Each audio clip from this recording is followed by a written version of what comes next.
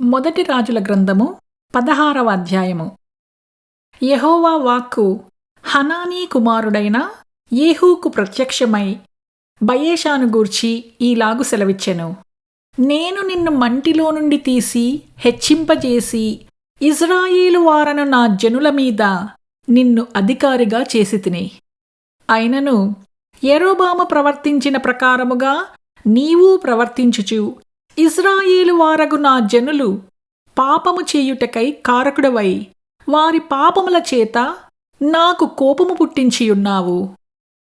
కాబట్టి బయెషా సంతతి వారిని అతని కుటుంబీకులను నేను సమూల ధ్వంసము చేసి నెబాతు కుమారుడైన యరొబాము సంతతి వారికి నేను చేసినట్లు నీ సంతతి వారికిని చేయబోవుచున్నాను. పట్టణమందు చనిపోవు బయెషా సంబంధికులను కుక్కలు తినును. బీడు భూములలో చనిపోవు వాని సంబంధికులను ఆకాశ పక్షులు తినును అనెను.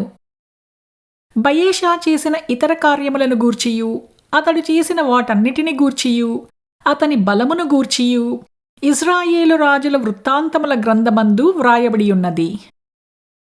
బయెషా తన పితరులతో కూడా నిద్రించి తిర్సాలో సమాధి చేయబడెను. అతనికి మారుగా అతని కుమారుడైన ఏలా రాజాయెను.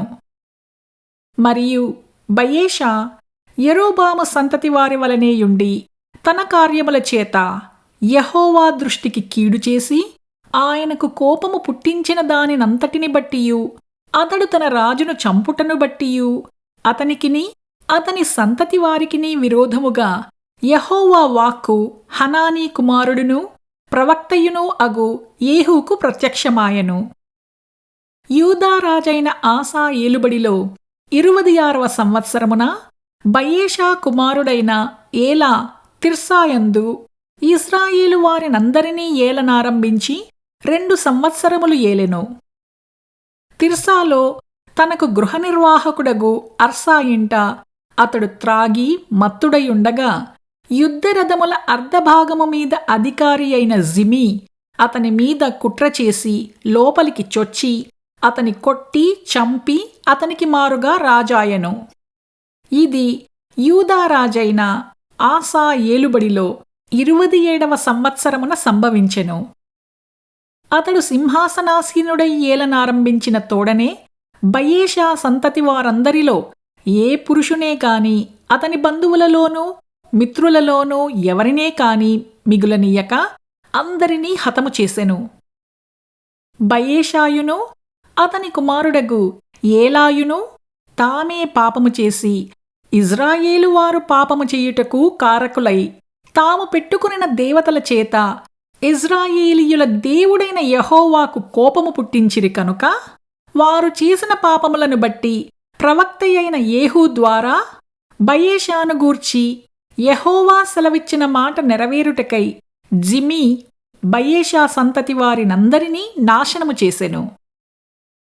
ఏలా చేసిన ఇతర కార్యములను గూర్చియు అతడు చేసిన క్రియలన్నిటిని గూర్చియు ఇశ్రాయేలు రాజుల వృత్తాంతముల గ్రంథమందు వ్రాయబడియున్నది. యూదా రాజైన ఆసా ఏలుబడిలో 27వ సంవత్సరమున జిమి తిర్సాలో 7 దినములు ఏలెను. జనులు ఫిలిష్తీయుల సంబంధమైన గిబ్బెతోను మీదికి వచ్చి అక్కడ దిగియుండగా జిమి కుట్రచేసి రాజును చంపెనను వార్త అక్కడ దిగియున్న జనులకు వినపడెను కనుక ఇశ్రాయేలు వారందరూ ఆ దినమున సైన్యాధిపతి అయిన ఒమ్రీని దండుపీటలో ఇశ్రాయేలు వారి మీద రాజుగా పట్టాభిషేకము చేసిరి.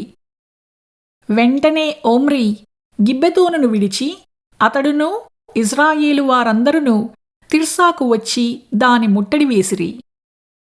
పట్టణము పట్టుబడెనని జిమి తెలుసుకొని తాను రాజనగరునందు చొచ్చి తనతో కూడా రాజనగరును తగలబెట్టుకుని చనిపోయెను.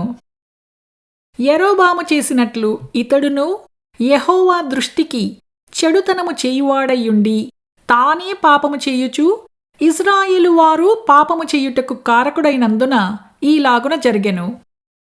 జిమి చేసిన ఇతర కార్యములను గూర్చియు అతడు చేసిన రాజద్రోహమును గూర్చియు ఇశ్రాయేలు రాజుల వృత్తాంతముల గ్రంథమందు వ్రాయబడియున్నది.